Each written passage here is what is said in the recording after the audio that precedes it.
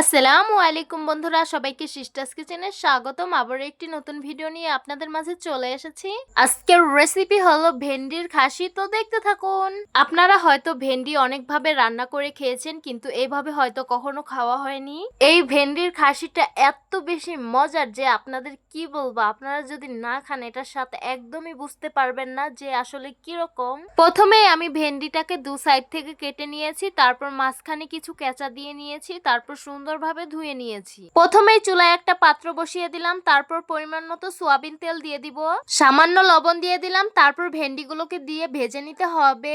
লবণ দিয়ে ভেন্ডিগুলো ভাজবো যাতে ভেন্ডির ভিতরে লবণটা ভালোভাবে ভিজে যায়। সবগুলো ভেন্ডি আমি সুন্দরভাবে ভেজে নিয়েছি, এখন একটা পাত্রে উঠিয়ে নিব।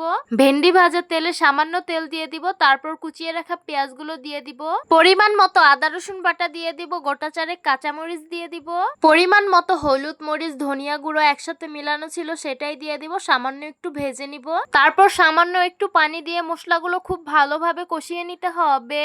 মশলাগুলো আমি খুব ভালোভাবে কষিয়ে নিয়েছি, এখন এক প্যাকেট ম্যাজিক মশলা দিয়ে দিব স্বাদ বাড়ানোর জন্য।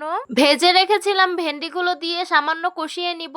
ভেন্ডিগুলো খুব ভালোভাবে কষিয়ে নিয়েছি, এখন পরিমাণ মতো ঝোলের পানি দিয়ে দিব। আমরা কিন্তু আপনাদের একদমই সিম্পল ভাবে রেসিপি দেওয়ার চেষ্টা করি, যাতে এটা আপনারা বাসায় ট্রাই করে দেখতে পারেন। বাই দ্য ওয়ে, আমাদের মাটির চুলার রান্না আপনাদের কাছে কেমন লাগে অবশ্যই কমেন্ট করতে ভুলবেন না। এই তো আমাদের ভেন্ডির খাসিটা হয়ে এসেছে, এখন আমরা জিরা গুঁড়ো দিয়ে সুন্দরভাবে নেড়ে মিশিয়ে নিব।